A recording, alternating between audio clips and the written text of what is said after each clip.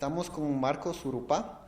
Él es brasilero, periodista y abogado, doctorado del curso de posgrado de la Facultad de Comunicación en la Universidad de Brasilia, donde desarrolla investigaciones sobre Internet y políticas de comunicación.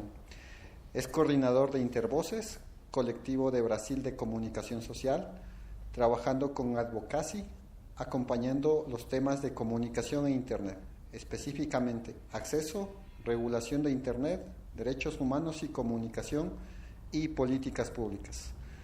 Buenas tardes, Marcos. Buenas tardes. Marcos, ¿qué hay de la brecha para Internet en cuanto a infraestructura? Pero no solamente esa brecha, sino también la brecha de contenidos de Internet. Bueno, nosotros debemos empezar el pensamiento de que la Internet hoy no está en el mundo de los estados o no era un bien público. Hoy la Internet está en las manos de las empresas de grandes corporaciones. Entonces, es necesario que, especialmente la infraestructura, ¿no? Después de los procesos de privatizaciones que aconteceram nos anos 80 e 90, esta infraestrutura que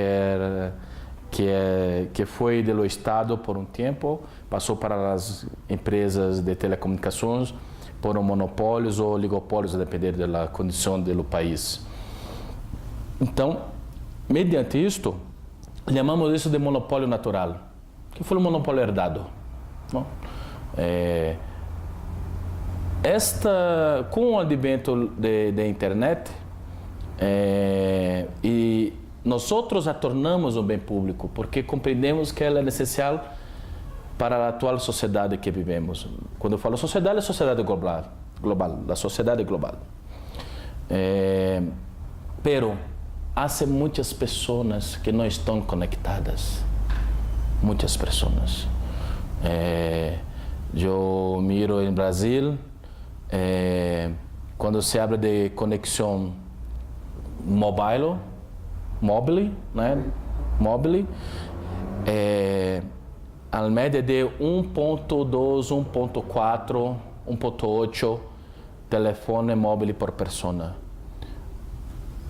Nós temos 220 milhões de pessoas, devemos ter 240, 230, lá na média de mais de um por pessoa. Eu não me lembro agora o número exato. Então, entende-se o governo, quando faz o discurso de que conecta as pessoas, diz que as pessoas estão conectadas porque estão conectadas com o mobile. Só que o sistema de conexão móvel é muito precário. Tem limites de velocidade, limite de região. Acá, exemplo... Limite de custo também. Acá, exemplo, se tem a conexão 3G, pero na Mariscal se tem a 4G. E mais ao norte, eu não conheço muito bem a geografia de Quito, pero mais ao norte é possível que se tenha 2G, ou mais ao sul. Isso é uma peculiaridade, uma característica da infraestrutura móvel. Agora, quando se habla de banda ancha fija, nós temos uma média de 40 a 45% de los domicílios brasileiros que não se há conexão. Então, são dados muito diferentes e há pelo menos aí uma grande parte da população de Brasil que não se tem internet em sua casa. E uma internet de banda ancha e fija em sua casa e proporciona melhores condições de navegabilidade. Agora, o que esses dois pontos têm em comum? O preço é muito alto. Em Brasil, a banda larga, a banda ancha é muito alta. Muito cara? Muito cara, muito cara. O valor é muito caro. Então, e há um outro problema que eu não sei se há acá em Quito, que é uma concentração onde está a infraestrutura de alta velocidade. Em las grandes cidades com poder econômico efetivo alto. Sim, onde se mueve a parte comercial. Exato. Por exemplo, eu sou do norte de Brasil. Próximo de acá, Quito. Amazônia é minha floresta. Também. Compartimos a Amazônia. Então, a infraestrutura que se há no estado de Pará, que é meu estado, é muito diferente e limitada que se há em uma região de São Paulo, que é uma região muito mais rica. Então, esse é o grande problema da infraestrutura, mirando o caso brasileiro, é isto. Não se há uma universalização dessa infraestrutura, porque o mercado atua conforme se há ganas por monetarização, por financiarização e, logicamente, os investimentos são direcionados para onde se pode pagar, para pessoas que podem pagar, o que acaba deixando de lado muitas pessoas sem acesso.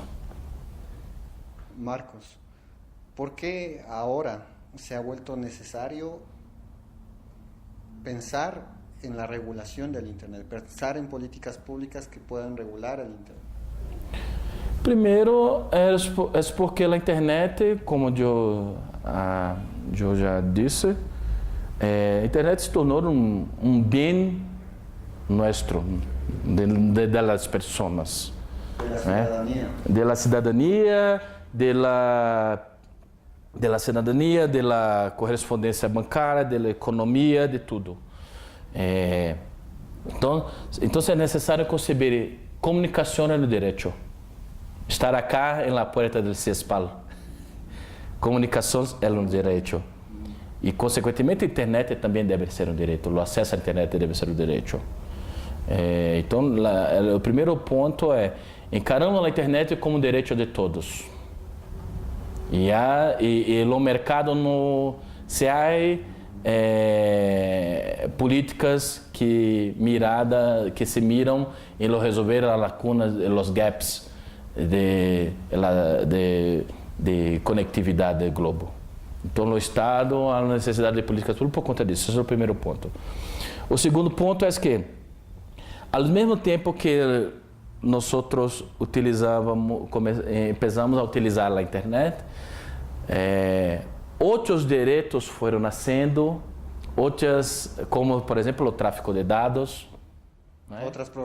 Outras problemáticas surgiram, foram brotando, e então é necessário observar onde eu estou tendo determinados direitos, como a privacidade, a segurança, ou eu estou sendo vigilanteado, estou sendo monitorado por uma empresa ou pelo Estado. Então há que se regular e pensar como garantir estes direitos na camada da internet. Uma coisa muito importante da internet: a internet possui camadas que não necessariamente são interdependentes, pero são atores diferentes. Acá na camada de infraestrutura se há as telcos, pero na camada de aplicação se há os provedores de aplicações como Google, Facebook, Twitter, Amazon, e não são os mesmos atores que estão na camada de infraestrutura. São diferentes. Então, eu costumo falar que isto é uma briga do capital. E nós estamos no meio desta briga. Então, há uma necessidade concreta de regulação de direitos, né?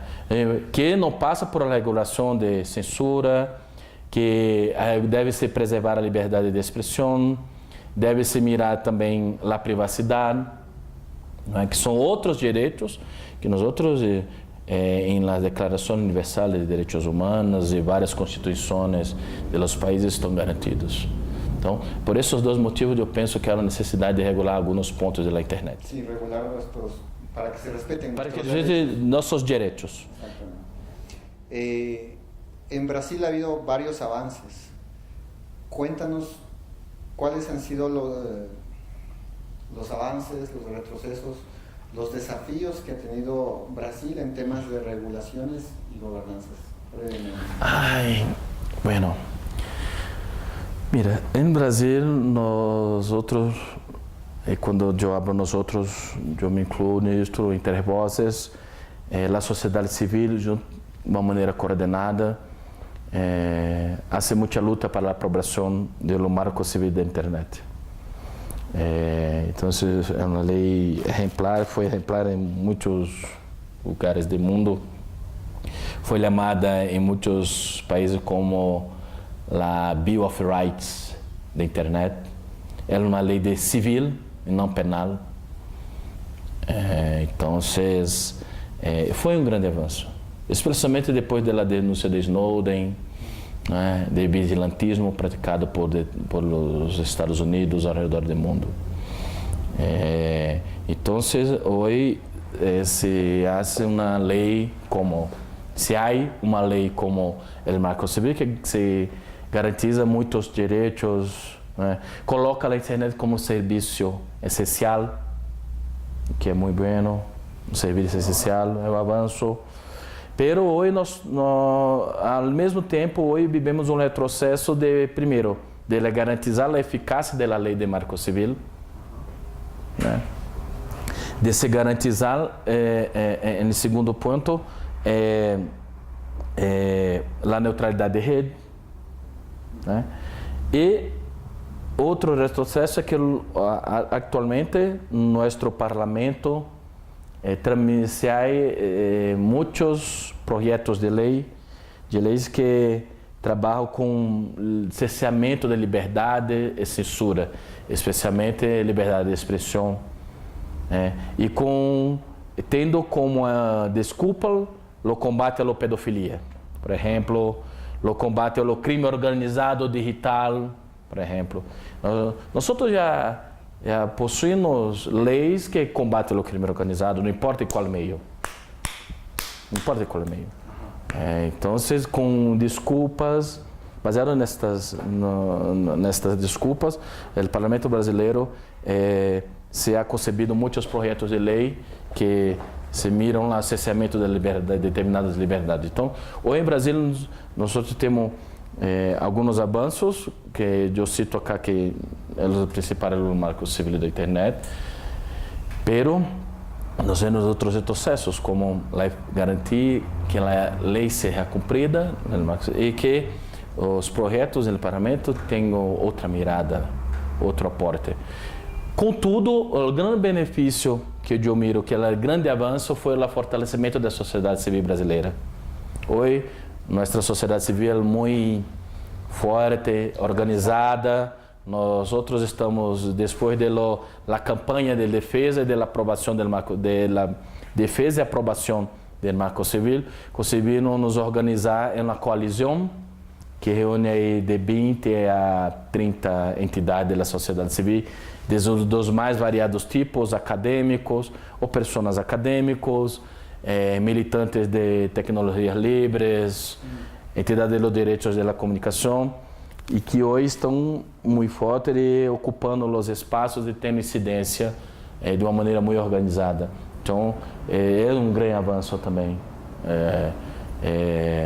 E a coalizão hoje está muito ativa, existe, e amanhã eu vou falar sobre a campanha de los dados que foi um produto desta coalizão e que é um grande exemplo de como sensibilizar a sociedade sobre o problema do tráfico e de como os dados é algo muito importante para sua personalidade. Esta es la organización de la sociedad civil como herramienta de transformación social en temas alrededor de Internet. ¿Puedes contar un poco más de eso? Entonces, historicamente a sociedade civil brasileira sempre foi muito forte, pero em alguns outros fontes que não tinham a comunicação como um grande eje.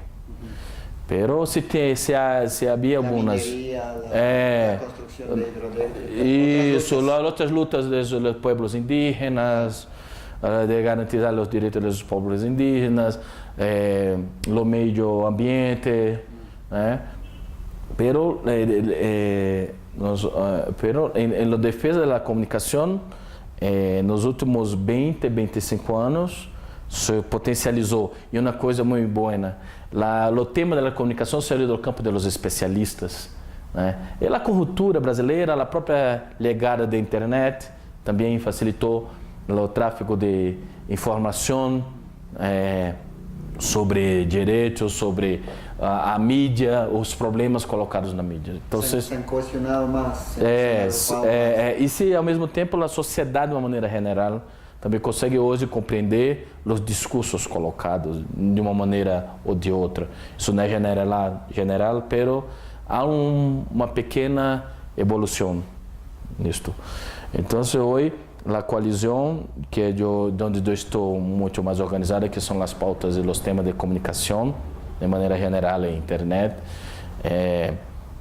tem se colocado e se manifestado de maneira muito proativa, muito ativa. A última, a campanha dos dados, por exemplo, é um grande exemplo disto. E agora estamos aí a sensibilizar a sociedade sobre o problema do tráfico de dados, seja por governos, alcaides ou governadores dos estados, das províncias, né, como você habla acá, ou seja por as grandes corporações de la camada de aplicação. Muchas gracias, Marcos Surupá. Esta fue la entrevista para los diálogos por una Internet ciudadana que está realizándose del 27 al 29 de septiembre aquí en Quito, Ecuador. Gracias, Marcos. Eu estou muito gusto. Perdão por meu espanhol, eu não sou hispanohablante, pero espero ter falado alguma coisa que se possa compreender. Qualquer coisa, você legenda. Gracias por tus aportes y por tu tiempo. Ok, gracias.